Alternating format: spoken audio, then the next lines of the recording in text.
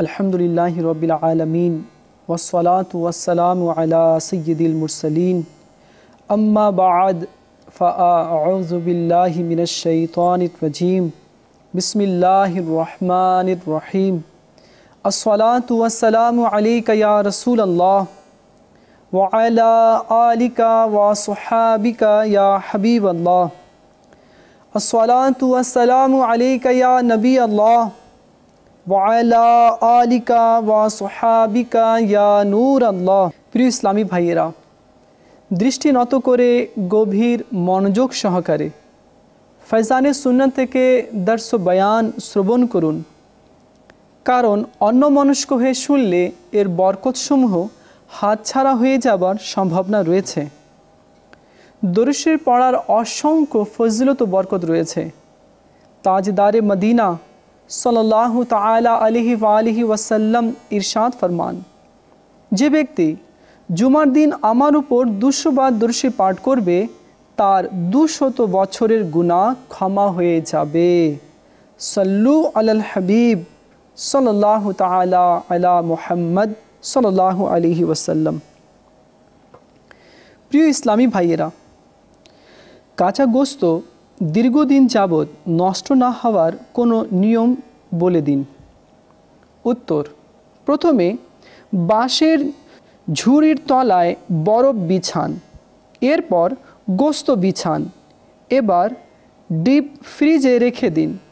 এভাবে করলে নিচে, উপরে ও ভিতরে চতুর্দিকে শীতলতা থাকবে এবং দীর্ঘদিন পর্যন্ত গোশত নষ্ট হবে না। খানা খারাপ হওয়ার লক্ষণ কি? উত্তর, খানা ও তরকারি খারাপ হওয়ার লক্ষণ এ যে টক দুর্গন্ধ বের হবে। ঝোল বিশিষ্ট খাবার হলে উপরে ফেনাও তৈরি হবে। যদি পোলাও ও বিরিয়ানি কিংবা কোরমা খারাপ হতে শুরু হয়, তবে যেহেতু প্রথম অবস্থায় তাতে টক ও নরম বস্তু পচা শুরু হয়, তাই গোশতের টুকরোগুলো বাছাই করে ধুয়ে ব্যবহার করুন। ফেটে যাওয়া দুধ কিভাবে খেতে হবে? ফেটে যাওয়া দুধ ব্যবহার করা তো খুব সহজ। মধু বা চিনি দিয়ে চুলায় তুলে দিলে সেটার পানি জ্বলে যাবে ও দুধের ছানা থেকে যাবে, যা অত্যন্ত সুস্বাদু হয়ে থাকে।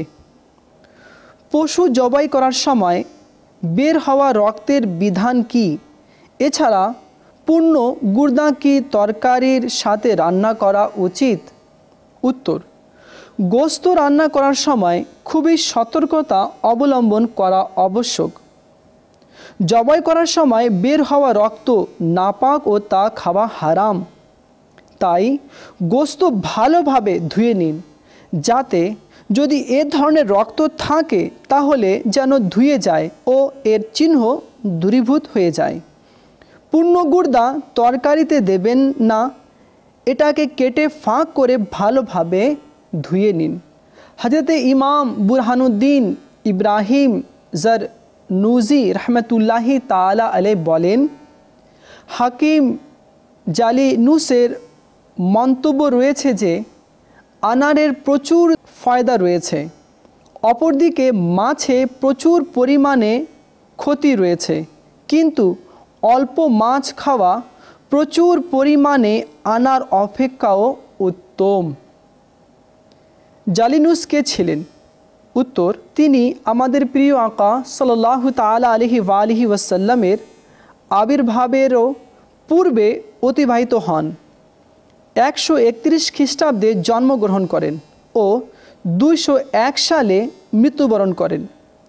গ্রিসের প্রাচীন ইউনানি চিকিৎসা বিজ্ঞানের অত্যন্ত অভিজ্ঞ চিকিৎসক ছিলেন ও চিকিৎসা বিজ্ঞানের তিনি সকল ইউনানি চিকিৎসককে ডিঙ্গিয়ে গিয়েছিলেন। বিশ্বে ইউনানি চিকিৎসার প্রসিদ্ধি রয়েছে। ইনি এরূপ অভিজ্ঞতা সম্পূর্ণ চিকিৎসক যে আজ 1800 বছর পরেও দুনিয়াতে তার সুনাম অব্যাহত রয়েছে। জবাইকৃত পশুর ওইসব অংশগুলো কি যা না খাওয়া উচিত? উত্তর, এই ধরনের একটি প্রশ্নের উত্তর দিতে গিয়ে আলা হযরত রহমাতুল্লাহি তাআলা বলেন, হালাল পশুর সব অংশই হালাল, কিন্তু কিছু অংশ আছে যা খাওয়া হারাম অথবা মাকরুহ। যেমন রগের রক্ত, পিত্ত, মূত্রথলি, অন্ডকোষ, জোড়া শরীরের গাঁট, হারাম মজ্জা, ঘাড়ের দোপাট্টা যা কাঁধ পর্যন্ত টানা থাকে, কলিজার রক্ত, তিলির রক্ত, মাংসের রক্ত যা জবে করার পর মাংস থেকে বের হয়, হৃৎপিণ্ডের রক্ত, পিত্ত অর্থাৎ ওই হলদে পানি যা পিত্তের মধ্যে থাকে, নাকের আর্দ্রতা যা ভেড়া ভেড়ির মধ্যে অধিক হারে হয়ে থাকে, পায়খানার স্থান, পাকস্থলী, নারী ভুঁড়ি, বীর্য, ওই বীর্য যা রক্ত হয়ে গেছে, বীর্য যা মাংসের টুকরা হয়ে গেছে, ওই বীর্য যা পূর্ণ জানোয়ার হয়ে গেছে এবং মৃত্যু অবস্থায় বের হয়েছে অথবা জবাই করা ছাড়া মারা গেছে। বিবেকবান জ্ঞানী কসাইরা এসব হারাম বস্তু বের করে ফেলে দিয়ে থাকেন, কিন্তু অনেকের তা জানাও থাকে না। তাই আজকাল প্রায় অজ্ঞতাবশত যেসব বস্তুর তরকারির সাথে রান্না করা হয় সেসবগুলোর পরিচয় প্রদানের চেষ্টা করছি। জবাই করার সময় যে রক্ত বের হয় সেটাকে দামে মাসফুহ বলা হয়। এটা অপবিত্র, তা খাওয়া হারাম। জবাই করার পর যে রক্ত গোস্তের মধ্যে থেকে যায়, যেমন ঘাড়ের কাটা অংশ, হৃৎপিণ্ডের ভিতর, কলিজা, প্লীহার ও গোস্তের অভ্যন্তরীণ ছোট ছোট রগের মধ্যে, এসব যদিও নাপাক নয় তবুও এসব রক্ত খাওয়া হারাম। তাই রান্না করার পূর্বে এগুলো পরিষ্কার করে নিন। মাংসের মধ্যে কিছু জায়গায় ছোট ছোট রগে রক্ত থাকে, তা চোখে পড়া খুবই কঠিন। রান্নার পর ওই রগগুলো কালো রেখার ন্যায় হয়ে যায়। মগজ, মাথা, পা ও মুরগির রান ও ডানার গোস্ত ইত্যাদির মধ্যে হালকা কালো রেখা দৃশ্যগোচর হয়ে থাকে। খাওয়ার সময় তা বের করে ফেলে দিন।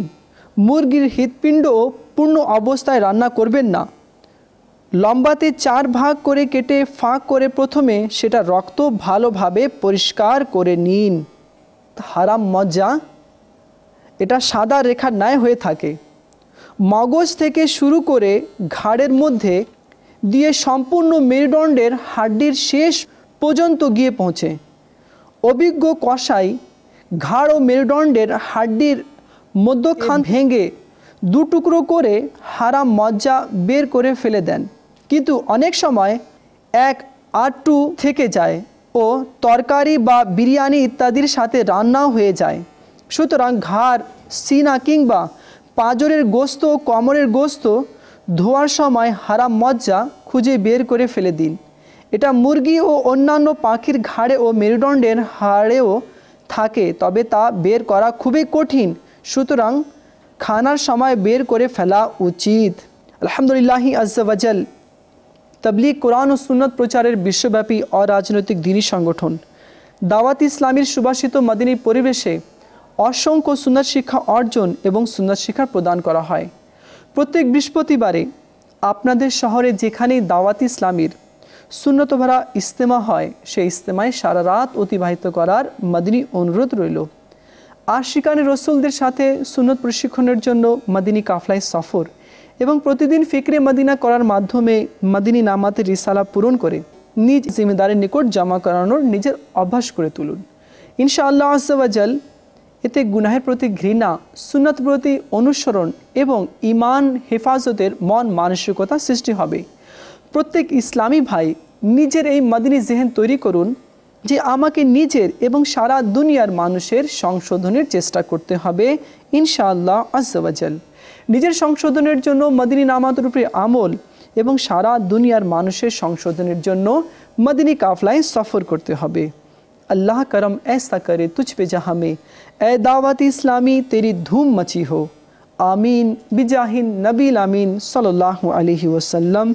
सल्लू अलल हबीब सल्लल्लाहु ताला अला मुहम्मद सल्लल्लाहु अलैहि वसल्लम।